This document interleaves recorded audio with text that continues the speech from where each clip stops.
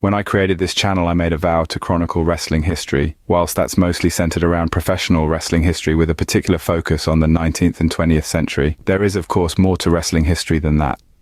Perhaps one of the most iconic eras of wrestling history. Ancient Greece would see wrestlers and other Olympians heralded as what we'd understand in the modern day to be celebrity status. I mean, wrestling was so respected that even one of the greatest philosophers of all time, Socrates, was a wrestler himself, and is quoted as saying, "I swear it upon Zeus, an outstanding runner cannot be the equal of an average wrestler."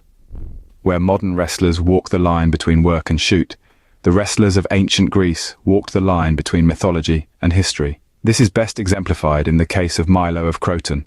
Milo was definitely a historical figure as attested to by Aristotle, Pausanias and Herodotus, who are amongst the most reliable sources for history during this time. However, his feats of strength definitely deviate into the realm of mythology. For example, allegedly Milo would train by carrying a newborn calf on his back every day until the Olympics took place. With 4 years between Olympic Games, this would mean that by the time the event would take place, Milo was carrying a full-grown cow on his back. Ever the showman, he would carry the full-grown cow the length of the stadium before killing it, roasting it and eating it. It's amazing how even back then, wrestlers were coming up with inventive ways to invigorate the audience. There's also mythology that says he began this practice as a young boy without any specification as to age. This would aid in Milo building a physique and physical prowess that was the zeitgeist of ancient Greece at the time, as reflected by their sculptures. As a young man, Milo had developed a slender aesthetic and athletic physique. Milo was born in the Greek colony of Croton to a father called Diotimus. Not much is known about Milo's family and his father, but it's likely given Milo's journey that Diotimus was also an athlete of some kind. During Milo's day, which was the latter half of the 6th century BC, his home of Croton was going through something of a boom period. Croton was making strides in medicine, philosophy, and critical to Milo's journey, athletics. A big part of this was Pythagoras having made his move to Croton 10 years prior to Milo's birth. Pythagoras had set up a school in which initiates were subject to secrecy and allegedly had dietary restrictions, such as all the members being vegetarian. The reason I bring up Pythagoras isn't just to give you a philosophical and cultural underpinning of the era, but it's because, according to Diodorus Siculus, who was also an ancient Greek historian, our boy Milo was a student of Pythagoras. Now, Milo being a student of Pythagoras has to be the subject of some debate, given the fact that a vegetarian wouldn't be publicly slaying and eating cattle for an audience to observe. It's also worth noting that the source that mentions Milo being a member of the Pythagorean cult is a source written about 500 years after Milo's existence, so take from it what you will. But regardless, during that time, Pythagoras was a major thought leader in ancient Croton. It's through this connection with Pythagoras that we find another legend that surrounds Milo of Croton. Allegedly, whilst at a party with Pythagoras and the cult, the roof began to collapse in. According to legend, Milo held the roof up as his friends escaped. Milo had wrestled for a youth team as a boy and competed in many competitions, continuing his intense training and competing through his adulthood. He was a 6-time Olympic victor, having won once in boys wrestling at the 60th Olympiad in 540 BCE, and being a 5-time wrestling champion from the 62nd to the 66th Olympiad, basically holding the world heavyweight strap of the time from 532 to 516 BCE, propelling him to superstardom as an idolized figure in the eyes of the ancient Greeks. In 512 BCE, Milo was most likely over 40 years old, which was very much and is still unorthodox for an athlete to be at a high level at that age.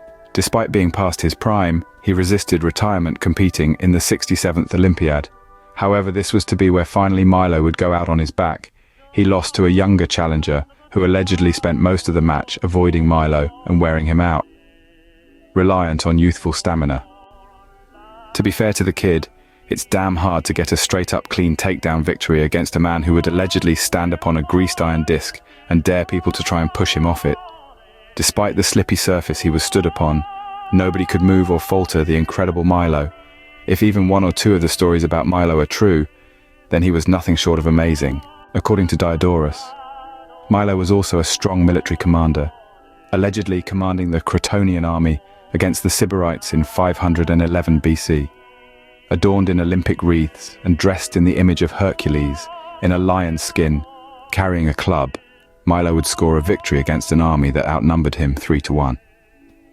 Allegedly, they were amazed by Milo's strength, such that a large number of them retreated.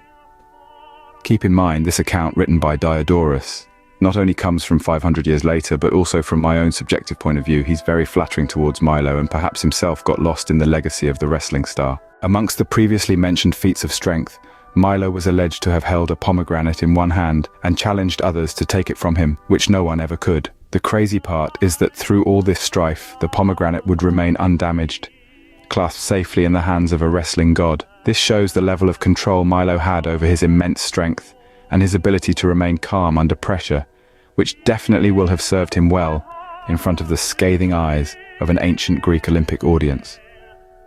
Milo would also allegedly hold his arm out with fingers outstretched and challenge people to attempt to bend his finger. Apparently his veins were pretty strong too, as according to legend, he would tie a cord round his forehead tightly, and by channeling blood into the veins in his head, he would break the cord. I can't tell you how many similarities there are between Milo during his time and between wrestlers of the pioneer era, when wrestling was still a carnival show, and even the similarities between Milo and wrestlers today. What makes Milo special isn't just the mythology and potential truth behind his immense feats of strength, but it's also his timeless ability to captivate an audience. Put it this way, Milo was a hell of a draw.